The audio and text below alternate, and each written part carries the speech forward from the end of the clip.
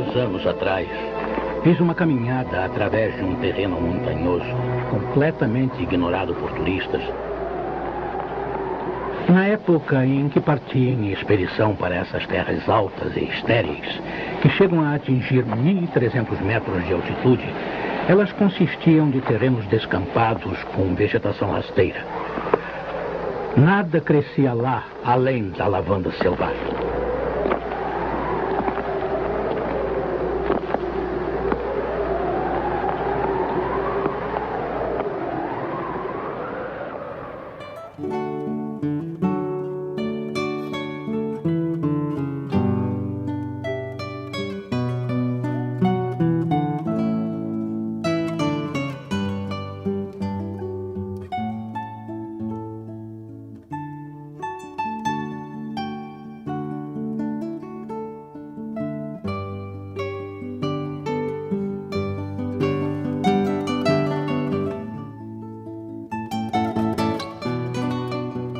Figueira deveria ser um parque.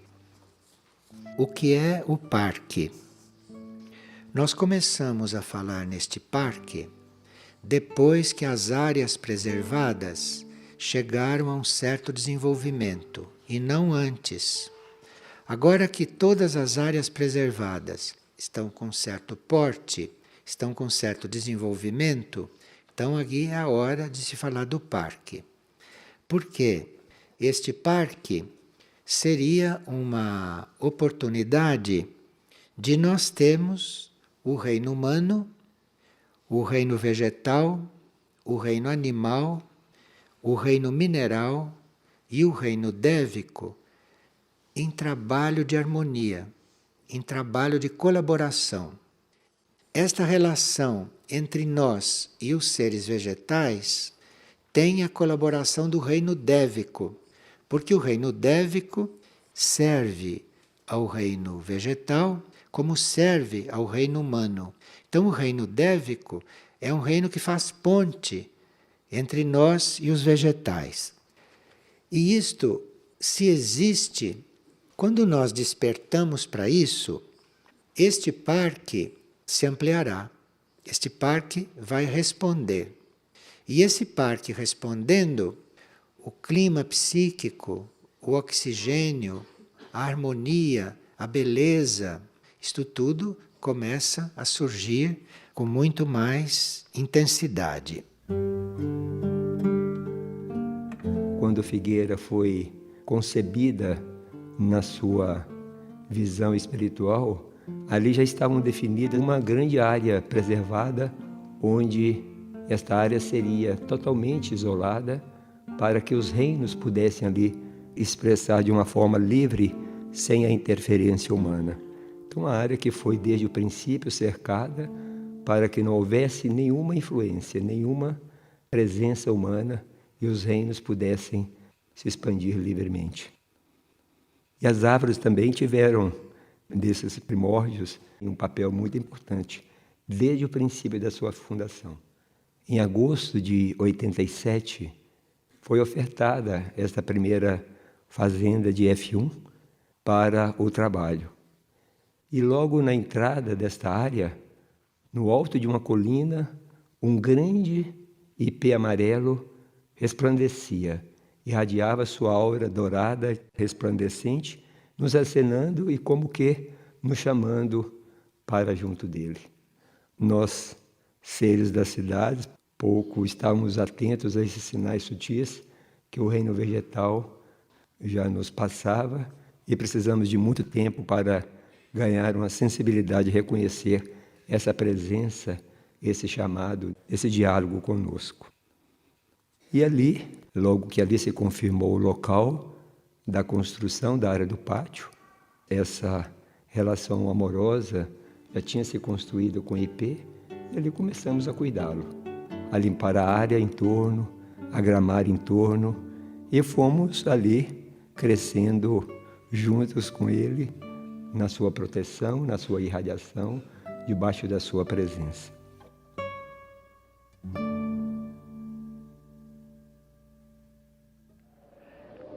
5 horas de caminhada depois, eu ainda não havia encontrado água e nem tinha motivo para pensar que encontraria. Por toda a parte, a mesma seca imperava. A mesma grama ressecada crescia.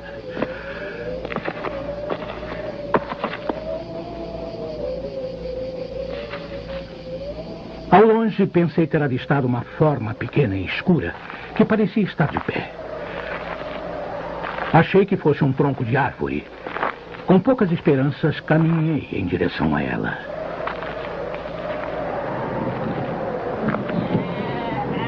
Era um pastor. Cerca de 30 ovelhas descansavam perto dele, deitadas no solo quente.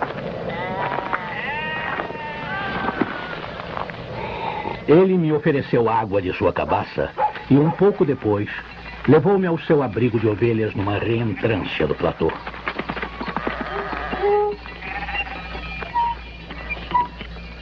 A água que ele carregava era de excelente qualidade e vinha de um profundo poço natural sobre o qual ele havia armado uma roldana bem rudimentar. O homem não falava muito. Os solitários são assim. Mas eu sentia sua segurança e sua confiança. Contudo, isso me pareceu incomum em uma terra tão inóspita. Ele não morava na cabana de pastor, e sim numa casa de pedra. Era fácil ver os concertos que ele havia feito com as próprias mãos para transformar a ruína que tinha encontrado em uma moradia. O telhado era sólido e à prova d'água. O vento batia nas telhas como ondas, quebrando na praia. Do lado de dentro, tudo estava bem arrumado. O chão havia sido varrido e uma panela de sopa fervia, pendurada sobre o fogo. Também notei que ele havia se barbeado naquele mesmo dia, que os botões de seu casaco estavam bem presos e que sua roupa havia sido remendada com tanto cuidado que era quase impossível perceber. Ele dividiu sua sopa comigo.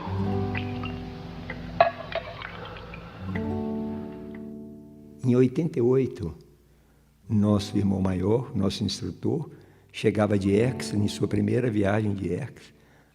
Ele nos passou um impulso bem específico.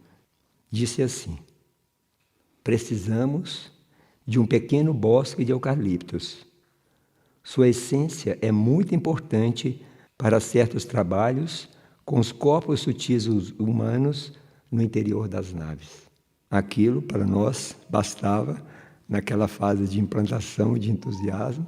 No dia seguinte, já estávamos rodando toda a região buscando esta área. Encontramos uma pequena colina abandonada. Ali, o que vocês imaginem de uma área abandonada ia muito além. Era só formiga saúva, carrapatos, carrapichos, lobeiras e tudo aquilo que dá em terra degenerada, ou seja, que são plantas pioneiras no trabalho de recuperação do solo, ali existia. E como éramos seres humanos recém-chegados da cidade, nos lançamos àquele trabalho como se nada tivesse acontecido e ali nos dedicamos a esse trabalho. E um grupo de seres muito dedicados começou a fazer um primeiro ritmo de apoio a esse trabalho. Apoio ao trabalho de limpeza, foi um trabalho árduo, um trabalho de plantios, um trabalho de cuidados e manutenção de todos esses eucaliptos. Vocês imaginem, nós plantávamos 1000 pés de eucaliptos num certo movimento. Numa semana depois, 500 pés, a metade estavam com a cabecinha cortada pelas formigas. Mal sabíamos nós da existência de formiga saúva. Até que descobrimos, ou seja, o trabalho era redobrado, era triplicado para que aqueles eucaliptos pudessem se manifestar no plano físico. Hoje vimos aquele belo bosque ali, não imaginamos a história que aquilo nos contou. Se nós assumimos um trabalho deste bem conscientemente, então nós olhamos uma mata como esta e parece que esta mata é isto que nós vemos. Mas não é só isso que nós vemos. Porque neste momento, quando existe possibilidade, quando existe uma mata que está ofertada como um laboratório para a natureza ou para o plano evolutivo, naquela mata começam a ser introduzidas espécies que não existem na Terra ainda. É a época de acontecer isto agora. Isto não acontecia antes, mas isto acontece agora. Então, quando se diz, nós vamos reflorestar, ou vamos deixar as áreas preservadas, com isto, nós estamos abrindo a porta para que novas espécies sejam introduzidas no planeta. Porque são espécies que vêm, eventualmente, de outros sistemas solares, espécies que vêm até de outras galáxias e que precisam, com o tempo, irem se materializando aqui na Terra. De forma que nós estarmos entre áreas preservadas, de nós estarmos rodeados de áreas preservadas, rodeados de vegetação deixada em estado natural, não? Para que ali se faça esse laboratório. Isto é uma verdadeira cura para os seres humanos, para o reino animal e para o próprio planeta.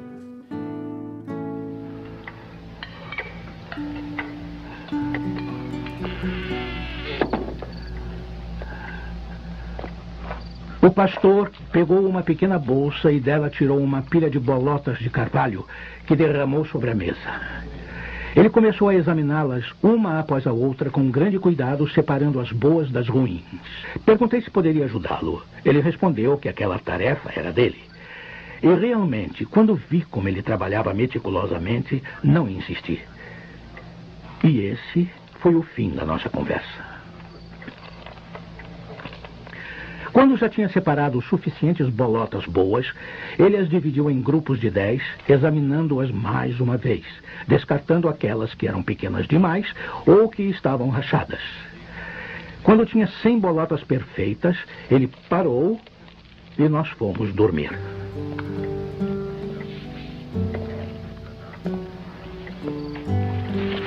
Só de estar perto desse homem, eu me sentia em paz.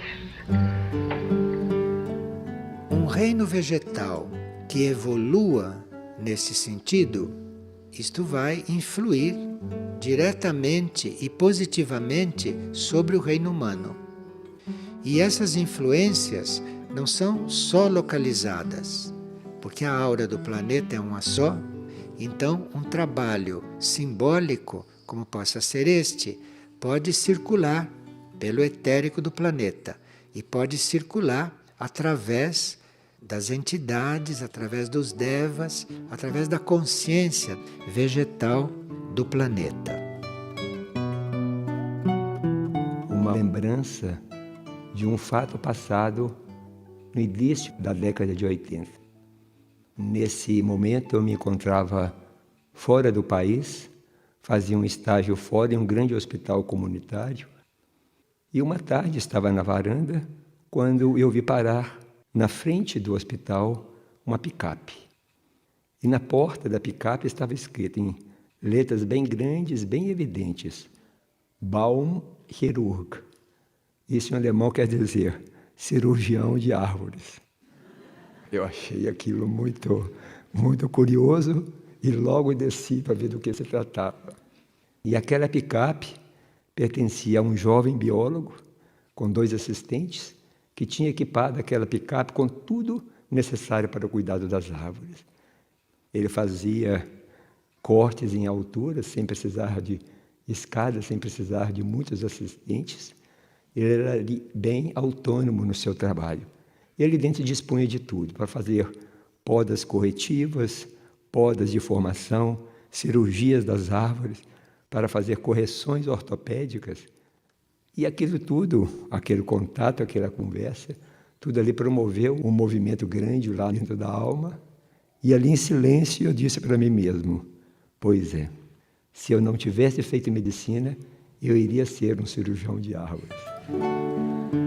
Pouco sabia que ali estava vendo o primeiro aceno de um trabalho do qual iria participar décadas depois. Ele tirou seu rebanho do abrigo e o levou para o pasto. Antes de sair, ele molhou dentro de um balde d'água as bolotas de carvalho perfeitas que havia selecionado e contado na noite anterior.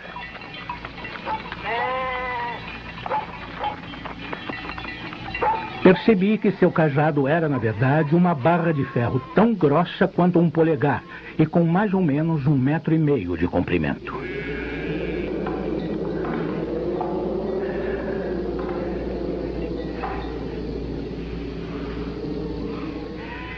Seu pasto ficava no fundo de um vale, no lado direito da colina.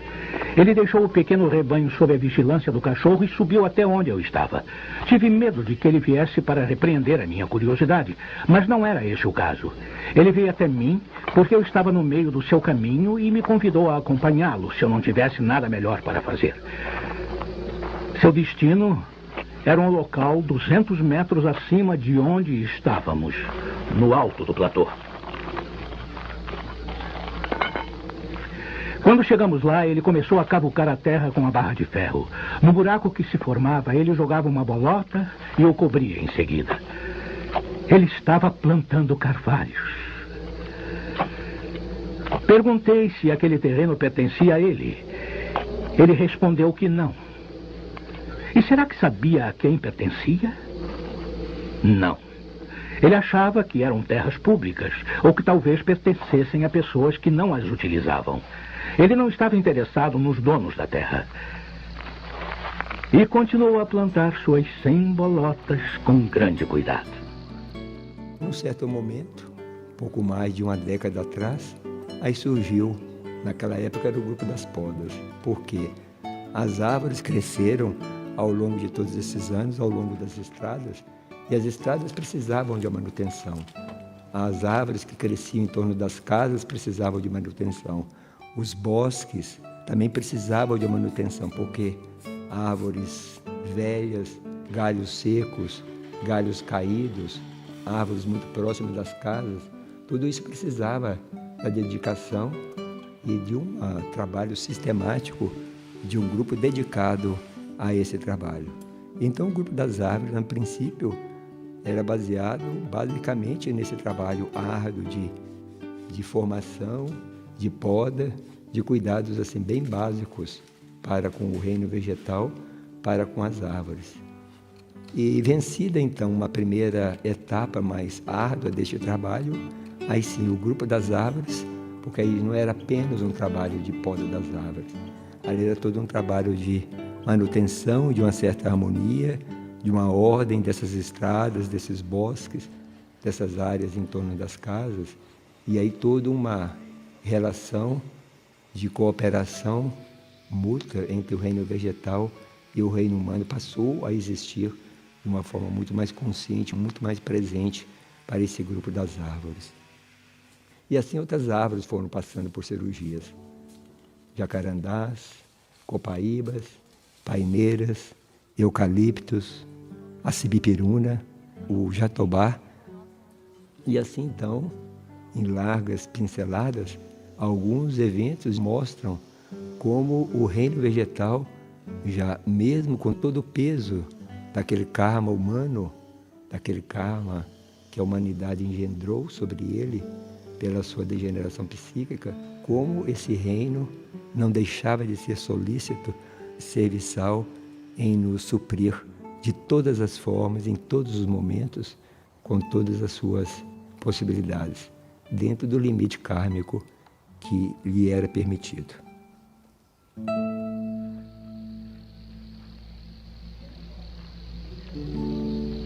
Após almoçarmos, ele recomeçou a selecionar as bolotas. Acho que fui muito insistente com minhas perguntas, porque ele respondeu todas. Já havia 3 anos que ele plantava bolotas nesse local desolado. Ele tinha plantado cerca de 100.000 telas. Das 100.000 árvores, 20.000 brotaram. Dessas 20.000, ele esperava perder metade para os roedores e outros acidentes naturais que só a providência pode controlar. No final, restaram 10.000 carvalhos que cresceriam nesse local onde antes não havia nada. Ele chegará à conclusão de que aquela parte do campo estava morrendo por falta de árvores. Ele acrescentou que, como não havia nada de urgente para fazer, havia resolvido remediar essa situação. Minha juventude me levou a imaginar o futuro e como ele me afetaria em termos de algum tipo de busca pela felicidade. Eu disse a ele que dali a 30 anos suas 10.000 árvores estariam magníficas. Ele respondeu simplesmente que se Deus lhe desse uma vida longa, ele plantaria tantas árvores que essas 10.000 pareceriam uma gota no oceano. Havia um conhecimento, havia uma sabedoria nos povos nativos. Havia este conhecimento nos indígenas, nos nativos. Quando nós falamos em índios, quando falamos em nativos, nós vemos um povo no estado em que está, no plano físico. Mas esses seres não estão só no plano físico. Esses seres nos níveis sutis estão trabalhando, não estão na mesma situação em que eles estão no plano físico. É como nós temos uma humanidade aqui na superfície e temos a humanidade nos planos internos, nos planos sutis. Assim são esses povos, porque todos esses nativos, todos esses indígenas, esses seres estão trabalhando nos planos internos, no plano astral principalmente. E antes de serem transmigrados ou de tomarem o seu rumo, estes seres estão desenvolvendo um trabalho no plano astral. E quem lida com plantios, quem lida com esse tema, quem está em contato com a vegetação, quem está em contato com o reino vegetal, está também em contato com estes seres nos planos internos. Há seres desses que ajudam na harmonização das áreas. Não são só os devas. Há estes seres também. Hoje nós contamos com isto. E se nós temos essas coisas presentes, mesmo sem ter visões e mesmo sem termos consciência, que não é necessário, se nós tivermos essas coisas presentes, isto efetivamente começa a acontecer. Porque parece uma utopia dizer vamos transformar Figueira num parque. Uma verdadeira utopia. Não, é utopia se contar só conosco. Acontece que nem se está cogitando de contar só conosco. Mas para que essas coisas comecem a participar, para essas coisas comecem a se somar, para que isto comece realmente a agir, porque se é do plano evolutivo, isto acontece naturalmente. Precisa que a gente esteja nessa consciência. Precisa que a gente assuma esta tarefa, não? Assuma e saiba que de alguma forma isto vai acontecer. Então, nós estamos sendo convidados a transformar realmente a nossa consciência nesse sentido. Isto é, nós estarmos preparados para colaborar com o impossível. Porque este impossível é impossível só se for feito só conosco. Mas este impossível conta com tudo aquilo que é possível nos outros planos de consciência. Nós temos que estar nesta consciência, senão este parque vai ficar um pouco atrasado no tempo. E não precisa ficar atrasado no tempo. Não precisa porque a energia está aí, o momento é esse, o plano está aí, as pessoas estão aí, os seres internos estão aí e o reino vegetal está aí e o reino dévico está aí. Não é preciso duvidar disto. Nós estamos aqui como uma das peças desse trabalho, né? Nós estamos aqui como um dos elementos deste trabalho.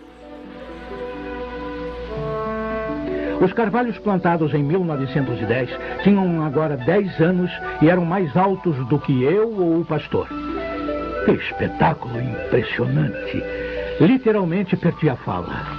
E como ele também não era muito falador, passamos um dia em silêncio caminhando por sua floresta. As 3 faixas da floresta tinham, no total, 11 quilômetros de comprimento e uma largura máxima de 3 quilômetros. Ao pensar que a origem disso tudo havia sido as mãos e a alma desse pastor, que não tivera assistência alguma, percebi que os homens podem ser tão eficientes quanto Deus em tarefas que não sejam destruir.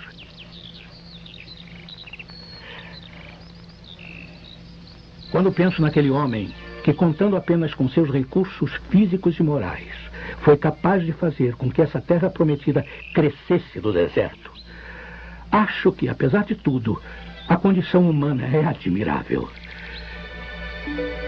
Quando tento calcular a firmeza, o grande coração e a generosidade inabalável que foram necessários para obter esse resultado, sinto um respeito enorme por esse velho camponês iletrado que conseguiu realizar um trabalho digno do próprio Deus.